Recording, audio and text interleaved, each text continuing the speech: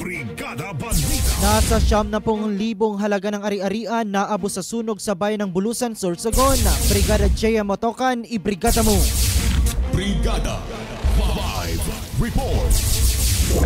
Umabot sa mahigit 89,500 pesos ang halagang nawala mula sa 3 bahay na nasunugan kahapon, ika-24 ng Abril taong kasalukuyan sa Barangay Sabang, Bulusan, Sorsogon.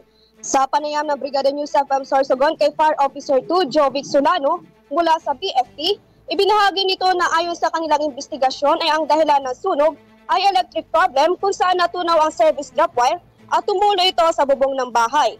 Dahil ang bubong ay gawa sa anahaw at sa sobrang init ng panahon, mabilis na kumalat ang apoy. Sa kasalukuyan, pansamantalang tinakpan ng mga trapal ang bubong ng mga nasunugang bahay upang kahit papano ay may matutuluyan lalo na't mainit ang panahon. Ito ang pangatlong insidente ng sunog sa nasabing bayan ngayong taon. In the heart of changing lives, ito si Brigada Gia Motoka ng 101.5 Brigada News FM Sorsogon, the Music and News Authority.